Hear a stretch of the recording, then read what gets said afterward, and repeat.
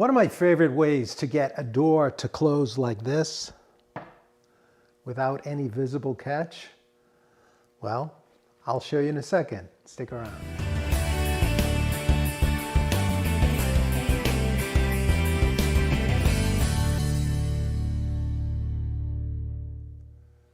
All right, welcome to Shop Night Live. I'm Tom McLaughlin, and there's the camera lady here in beautiful downtown Canterbury. Hey everybody, good evening. If you check out this cabinet, this is one of our courses, by the way. It's the little hanging bow front cabinet. Do you see the way that door closed? There's actually resistance in pulling it open. And when we take a closer look, there's no obvious catch. There's no catch here. A lot of times you might see older period, I've installed many times these bullet catches, which would be in the base there or up above, and it just has that pleasant little snap when it goes in, like this little guy here. See, that's a bullet catch, which we used for our dogs in the bench. But those you would still see. But here, what we've got is an embedded, concealed, rare earth magnet in both the side rail here and in the door, but they're concealed. They're behind wood. There's actually a thin wood strip along the face of this side, and there is veneer over a laminate bent core of this bow front door. So all that had to be planned out carefully, where that magnet was going to be, and order to get it to close like that. Makes a little knock at the end. I think I might need to put a little pad there. But we also had this version that is a hanging cabinet. I don't know, did we do both these? Are these separate courses? Yes, no, they're the same course. You just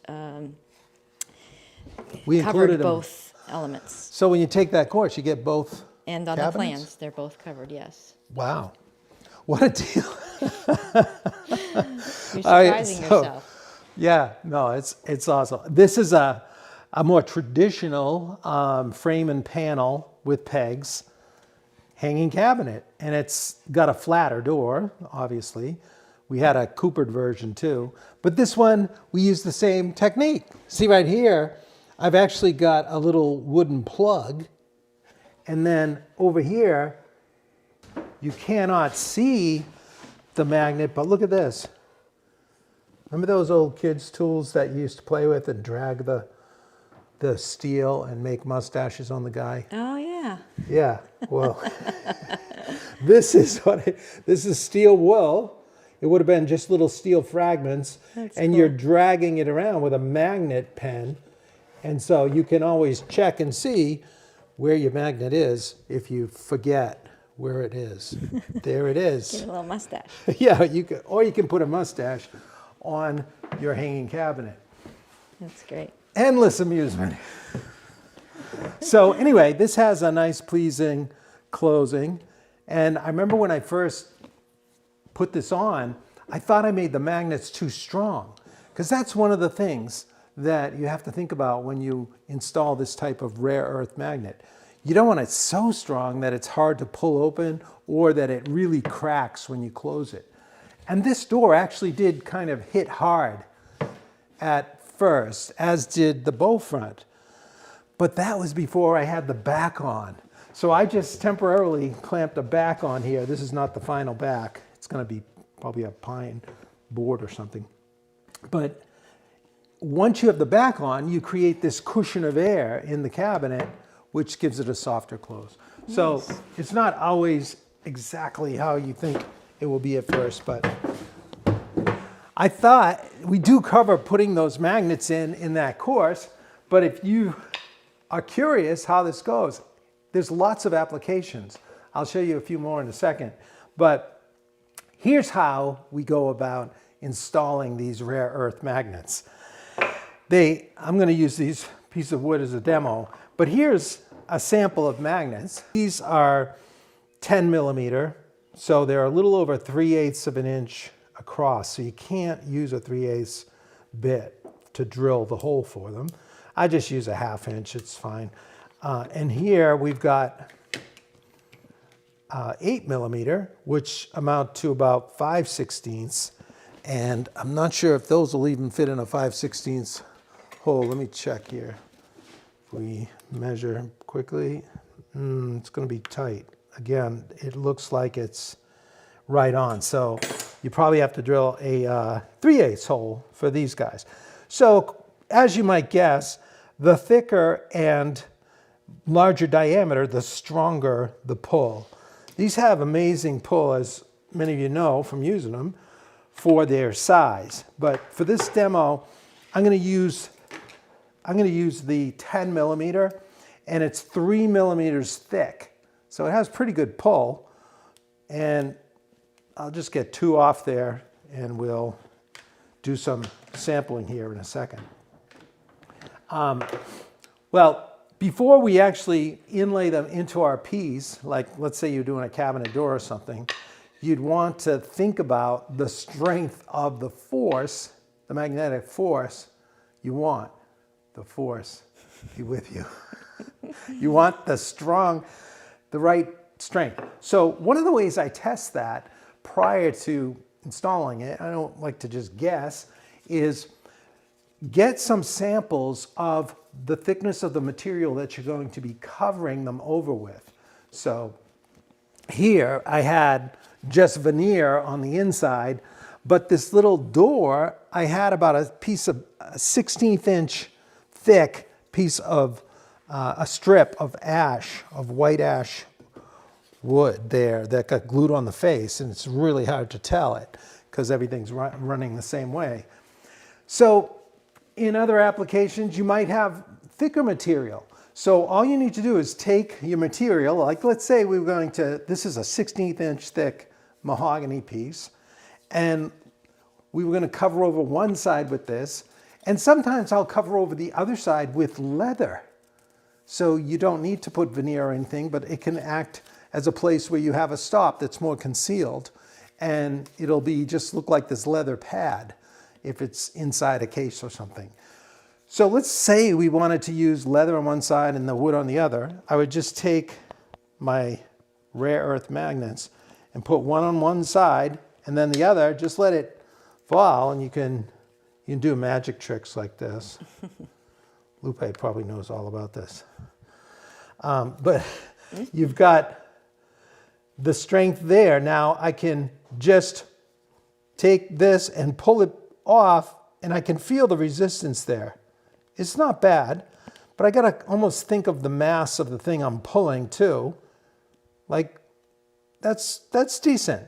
I might stay with that, but what if it wasn't enough? What if you had thicker material and it felt a little weak? Well, you can adjust the strength of these magnets by getting a battery charger. No, just kidding. By actually stacking them. So if I put 2 magnets on one side, you can put one on the other side, and then you pull. It's a greater force required to pull them apart. Okay, I've increased the magnetic field there by the thickness, and then I could put 2 on the other side if I wanted even more. And you can test this for yourself, but that's a good strong pull right there if you want that much, okay? So you'll need that if you have thicker material separating them, or if you have a condition where you want the greater strength. So for this demo, I'm gonna stick with the 1 on each side. And I just want to show you how easy this is to do. So as I said, I'm going to use the 10mm, and we're going to glue these in, one on each side, but we'll need a hole a little larger, and I'm just going to use a 1/2 inch Forstner bit because it bores a flat bottomed hole, which is nice for the disc. If I had a 7/16, I would. That's pretty uncommon for Forstners. But one of the things we want to do is get things organized here. So I'm just going to use one of the magnets to get the thickness right for the depth. So I'll set that there. And let's go ahead and mark this out. Got my new apron. I didn't even have my pencil in there. You can tell it's just a prop. But let's mark out where these are going to go. And this is what you'd have to do for your project. Let's say we want to put it on the face and have them line up. I would just make my guideline like this and then come in from each side. Let's say we want it just like 3/4 of an inch. This is 3/4 now. So then I'll come from the other side. Same thing. And the camera, it's like getting the great shot. Okay, and so that's my intersection right there, right there. Last time I got some of this 0.05 lead, I got, I'm sorry, 0.5 millimeter lead. I got the H. It's harder, but it's a lighter gray. So that's what I've got in here. It doesn't break as easily, but you can't see it, so don't worry. All right, so what I'm going to do is bore each side.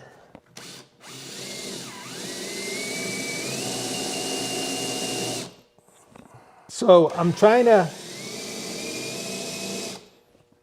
go just far enough, and you get a feel for this. If you had a lot of these to do, obviously you'd set it in the drill press and set your depth stop. But I just want to get this just so that magnet is flush with this side, okay? That feels very close. I'll just hit it lightly one more time. Now we'll hit the other one.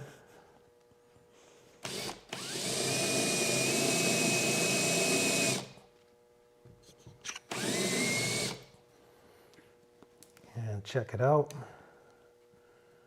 Wow, that's awesome.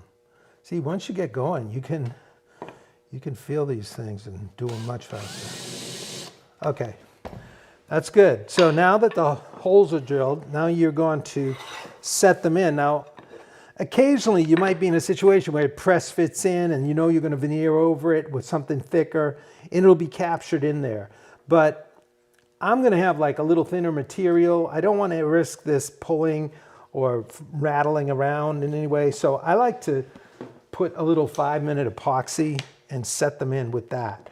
Now before I mix the epoxy, I got to get my magnets ready. So just take them and let them fall together like this. Now I'm going to get them oriented. I got to make sure I glue them in the right way. Otherwise, you know what will happen. It won't go together. Like, whoa. It will repel and you won't be able to ever close the door.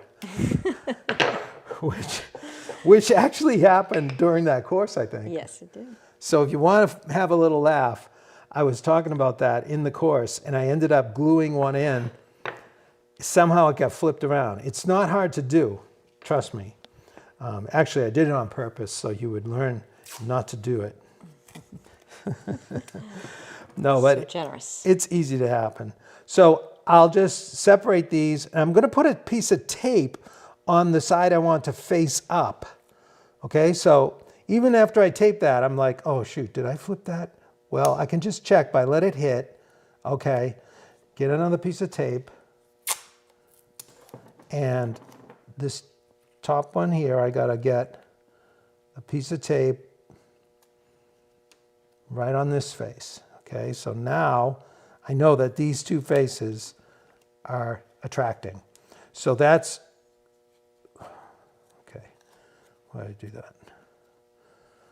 All right, so once you have it on the tape, you're prepared to mix your glue.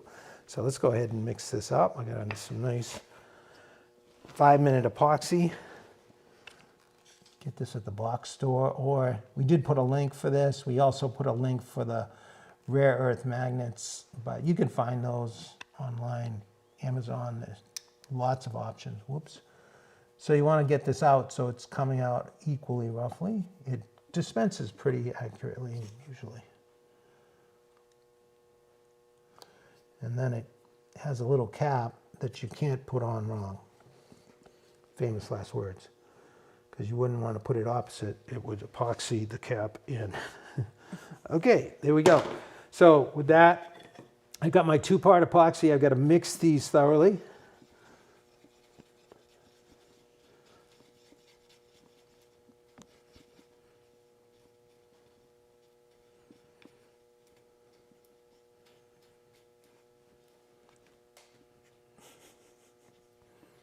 There we go. Don't you like how that smells? Just kidding.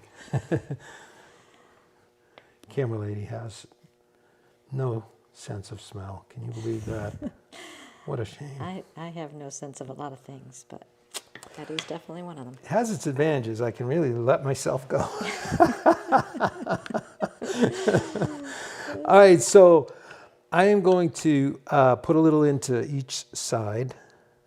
Not that I ever do that. I think it's a worse problem that it happens to me and I don't know it. Yeah, you can't share the joy of walking into a bakery, you know. So I'll put a little into each one of these. But, yeah, overall. But she can taste. Everybody wants to ask that when they hear that. Can you taste Think of all the food? senses, that's the easiest one to Yeah, figure it it's out. still can taste. All right, so I'm putting in enough. I don't want to overload it. I got to leave enough room for the magnet. I'm going to put a little too much in this one. I'll take a little out. But you don't need a lot because it will seat in there. And then you're going to bring your magnet over and just set it. I roughly center it. Nice thing about the tape is it not only shows you where to put it, but it acts as a good hold down for it to stay in there while it cures. And then we'll set the other one.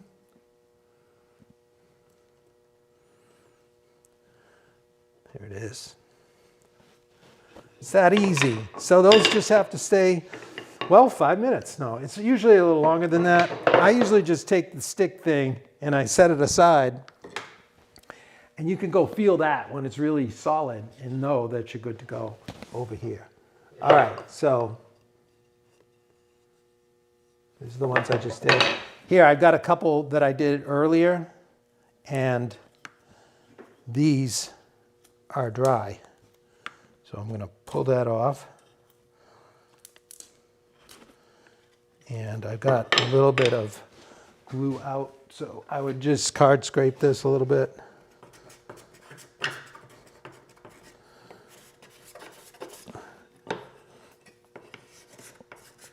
Definitely, because you're laying it in there thicker, you need it. It needs more than 5 minutes. I usually give it plenty, so it's not gummy or anything.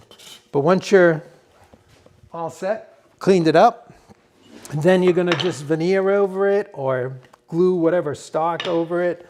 Like, let's say we were going to do this and have our leather.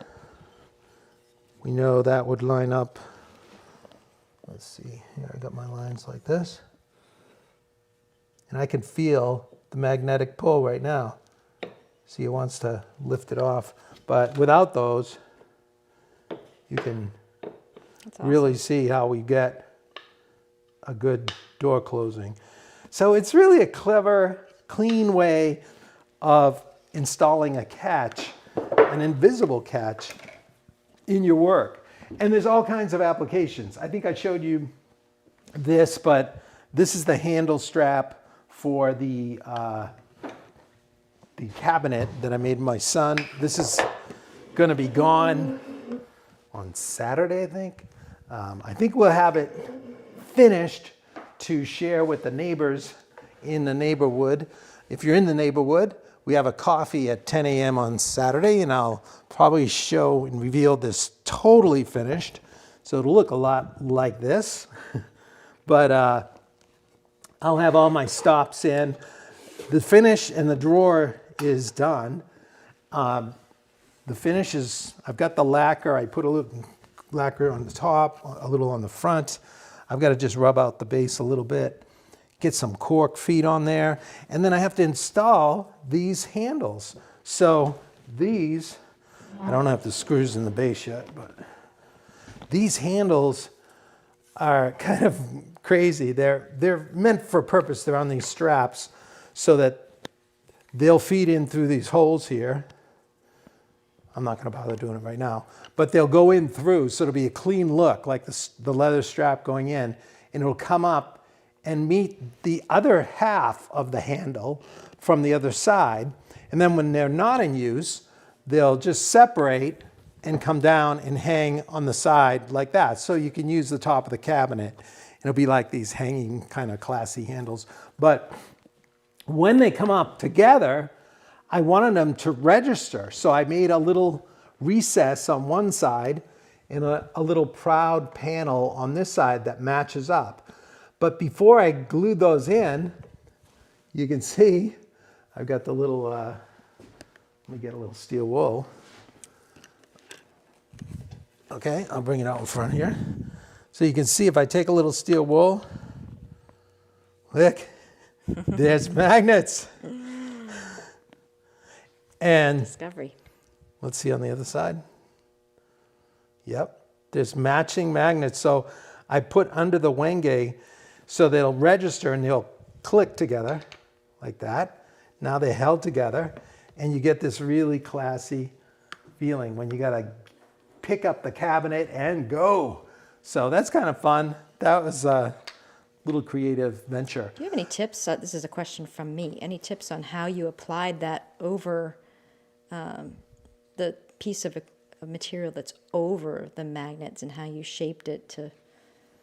Yeah, just recessed. I actually, on these, I marked out, let me think, with a marking gauge, both sides, the width of the recess on both sides, and I knifed across. And then, trying to think, then I routed with a shallow set 1/8 inch router bit. I routed a recess on both sides, so they were exactly the same. And then I went and set in my magnets. I've got 2 in on each side. And then once I had the magnets glued in, like we just did, then I had a little panel of wenge that went into the recess and then it stuck proud. So it was actually about 1/8 of an inch thick. So I had to really test that, make sure it was going to pull. It might be a little less than that.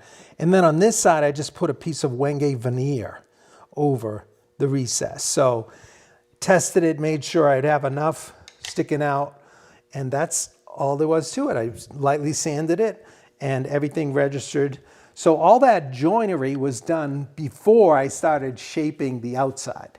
So everything came together nicely before getting that outer handle. So that's fun. And then there's one other secret kind of magnet on this piece. I didn't want the drawer to easily fall open when you would lean it forward, right? Like there's no catch on it, but there is a light magnet pressure in the back. So you hear that? It pulls right at the end, but it's not a heavy pull. But the reason it doesn't crack is because I concealed the magnets behind these little strips of leather. So just like this leather, there's one there, and I did the recess on the drawer, so I have a magnet. And then in the back, I've got 2 pads on that as well. And those, I needed to put a little extra shim in there. So I actually doubled up the magnet in the back panel, and I only have one here. I had to strengthen that bond because it wasn't quite enough without the double on one side. So I just adjusted the pressure like I just showed you a minute ago. And there you have it. That's great. He's going to love that. I think so too. I'm excited for him to. I got to double box it and pad it up good. We're going to just UPS it. So Yeah, and can you talk about how you did that on this kind of application too? How you covered the magnet with? yeah, on this, I first ripped the sides. There's a slight angle here, so I dimensioned the sides, and these were all kind of dovetailed in prior. And then when I set up the cabinet, I got the door cut to size. I knew I was putting these knife hinges on this side, and then located, I've got it about halfway up here, and located that, and I showed you with the... You covered that earlier, yeah. Yeah, so where the location is, it matches, and then I just veneered the strip of ash on this side, but on this side, that magnet was put in prior to veneering this side of the panel. So the panel is cut to dimension. It's actually cut undersize, and the entire edge is wrapped with solid 1/8-inch piece of ash around the perimeter, and that covers the laminated core.